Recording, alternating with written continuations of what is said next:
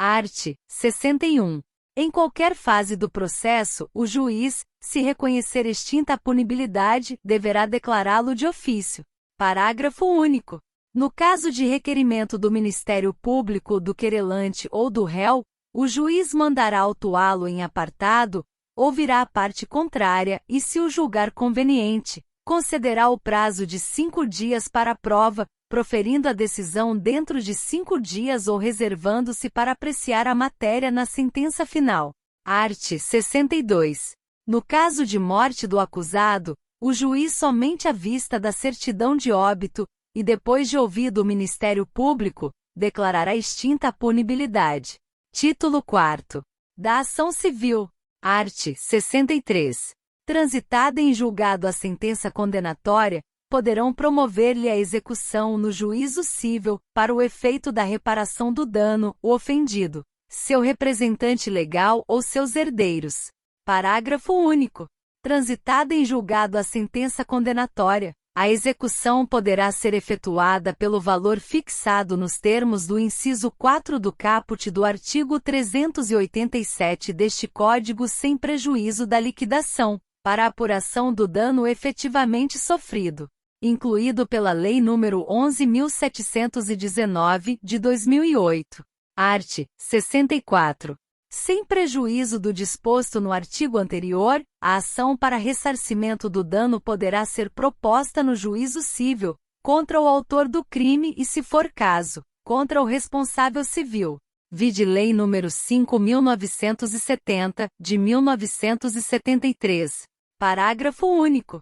Em tentada a ação penal, o juiz da ação civil poderá suspender o curso desta, até o julgamento definitivo daquela. Art. 65. Faz coisa julgada no cível a sentença penal que reconhecer ter sido o ato praticado em estado de necessidade, em legítima defesa, em estrito cumprimento de dever legal ou no exercício regular de direito. Art. 66. Não obstante a sentença absolutória no juízo criminal, a ação civil poderá ser proposta quando não tiver sido, categoricamente, reconhecida a inexistência material do fato. Art. 67. Não impedirão igualmente a propositura da ação civil e o despacho de arquivamento do inquérito ou das peças de informação. Segunda, a decisão que julgar extinta a punibilidade. Terceira, a sentença absolutória que decidir que o fato imputado não constitui crime. Art. 68. Quando o titular do direito à reparação do dano for pobre, artigo 32, 1º e 2º, a execução da sentença condenatória, artigo 63, ou a ação civil, artigo 64, será promovida a seu requerimento pelo Ministério Público. Título V. Da competência. Art. 69. Determinará a competência jurisdicional e o lugar da infração. Segunda, o domicílio ou residência do réu. Terceira, a natureza da infração. Quarta, a distribuição. V, a conexão ou continência. Sexta, a prevenção. Sétima, a prerrogativa de função. Capítulo I. Da competência pelo lugar da infração. Art. 70. A competência será de regra determinada pelo lugar em que se consumar a infração, ou, no caso de tentativa, pelo lugar em que for praticado o último ato de execução.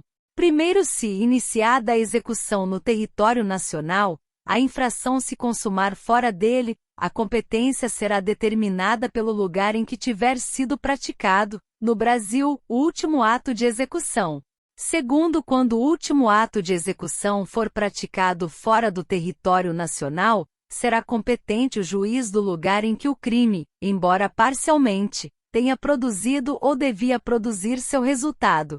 Terceiro, quando incerto o limite territorial entre duas ou mais jurisdições, ou quando incerta a jurisdição por ter sido a infração consumada ou tentada nas divisas de duas ou mais jurisdições, a competência firmar-se-á pela prevenção.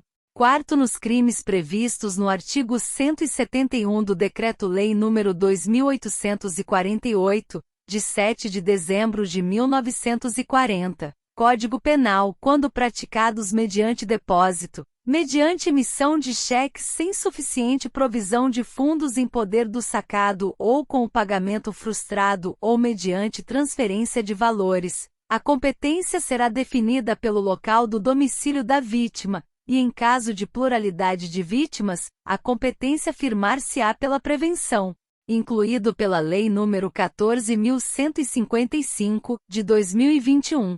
Art. 71. Tratando-se de infração continuada ou permanente praticada em território de duas ou mais jurisdições, a competência firmar-se-á pela prevenção. Capítulo 2º.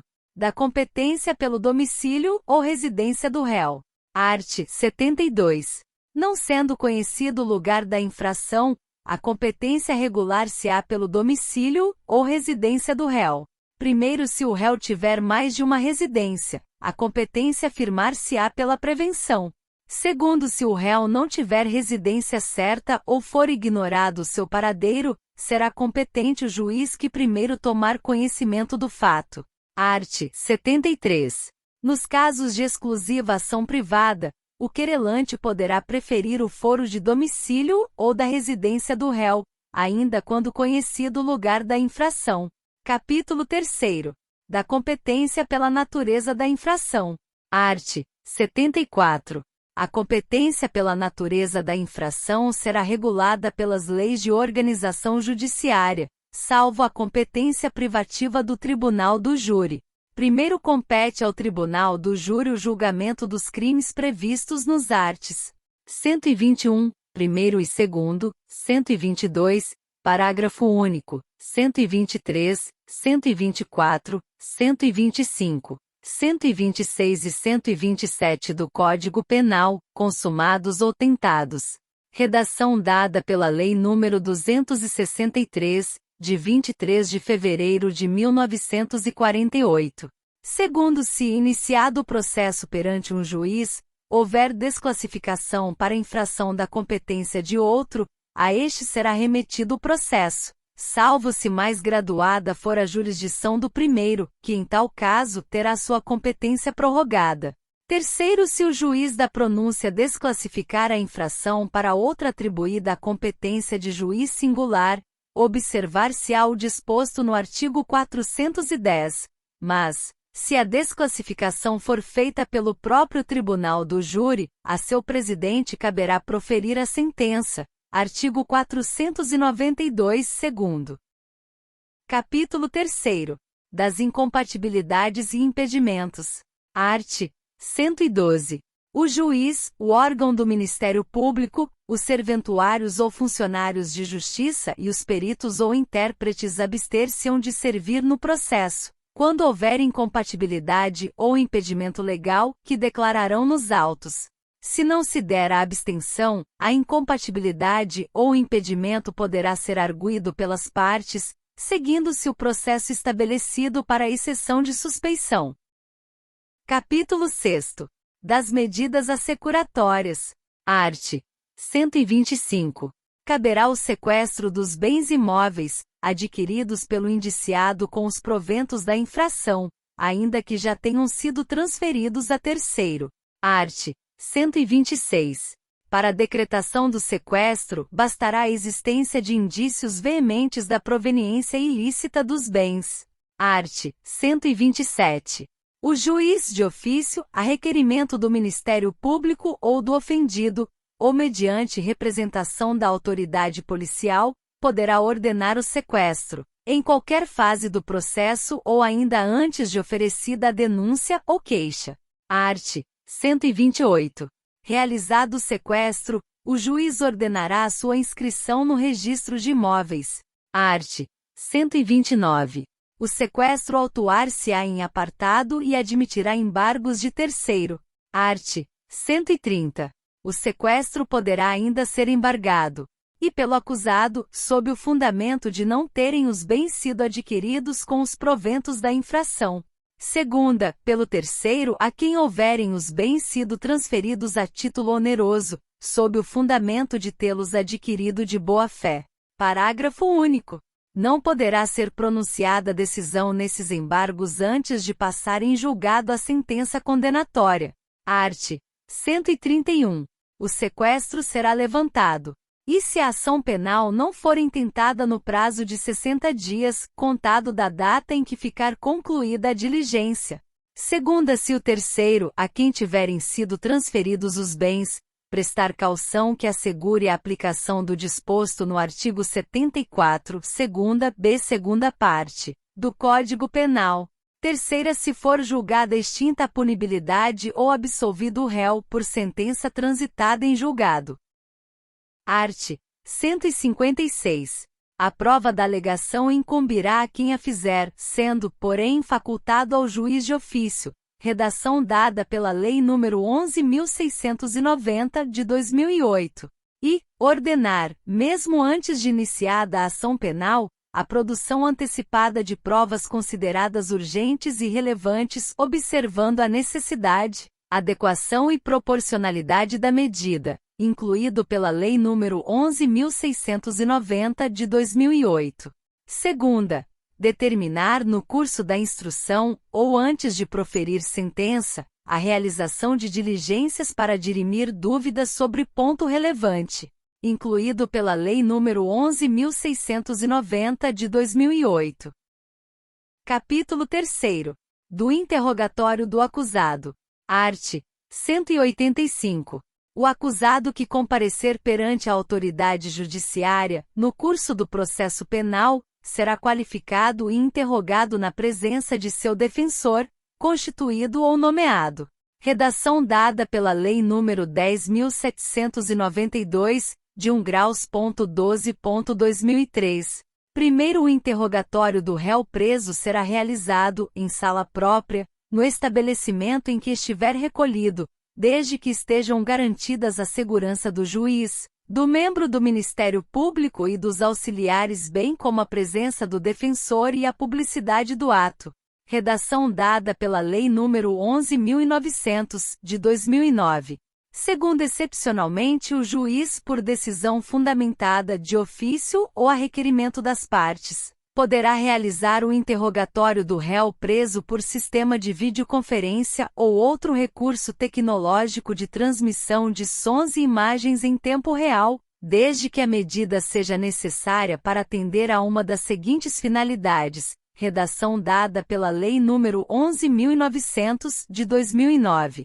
E prevenir risco à segurança pública, quando exista fundada suspeita de que o preso integre organização criminosa ou de que, por outra razão, possa fugir durante o deslocamento, incluído pela Lei nº 11.900, de 2009. Segunda, viabilizar a participação do réu no referido ato processual, quando haja relevante dificuldade para seu comparecimento em juízo, por enfermidade ou outra circunstância pessoal, incluído pela Lei nº 11.900, de 2009. Terceira, impedir a influência do réu no ânimo de testemunha ou da vítima, desde que não seja possível colher o depoimento destas por videoconferência, nos termos do artigo 217 deste Código, incluído pela Lei nº 11.900, de 2009. Quarta, responder à gravíssima questão de ordem pública, incluído pela Lei nº 11.900, de 2009. Terceiro, da decisão que determinar a realização de interrogatório por videoconferência, as partes serão intimadas com 10 dias de antecedência, incluído pela Lei nº 11.900, de 2009. Quarto, antes do interrogatório por videoconferência, o preso poderá acompanhar, pelo mesmo sistema tecnológico, a realização de todos os atos da audiência única de instrução e julgamento de que tratam os arts. 400, 411 e 531 deste Código, incluído pela Lei nº 11.900, de 2009. Quinto, em qualquer modalidade de interrogatório, o juiz garantirá ao réu o direito de entrevista prévia e reservada com o seu defensor, se realizado por videoconferência. Fica também garantido o acesso a canais telefônicos reservados para comunicação entre o defensor que esteja no presídio e o advogado presente na sala de audiência do fórum, e entre este e o preso, incluído pela Lei nº 11.900, de 2009. Sexto, a sala reservada no estabelecimento prisional para a realização de atos processuais por sistema de videoconferência será fiscalizada pelos corregedores e pelo juiz de cada causa, como também pelo Ministério Público e pela Ordem dos Advogados do Brasil, incluído pela Lei nº 11.900, de 2009. Sétimo, será requisitada a apresentação do réu preso em juízo nas hipóteses em que o interrogatório não se realizar na forma prevista nos 1º e 2º deste artigo, incluído pela Lei nº 11.900, de 2009. Oitavo, aplica-se o disposto no 2º, 3º, 4º e 5º deste artigo no que couber, a realização de outros atos processuais que dependam da participação de pessoa que esteja presa, como acariação, reconhecimento de pessoas e coisas, e inquirição de testemunha ou tomada de declarações do ofendido, incluído pela Lei nº 11.900, de 2009. Nono, na hipótese do 8º deste artigo, fica garantido o acompanhamento do ato processual pelo acusado e seu defensor, incluído pela Lei nº 11.900, de 2009. 10. Do interrogatório deverá constar a informação sobre a existência de filhos, respectivas idades e se possuem alguma deficiência e o nome e o contato de eventual responsável pelos cuidados dos filhos, indicado pela pessoa presa, incluído pela Lei nº 13.257, de 2016,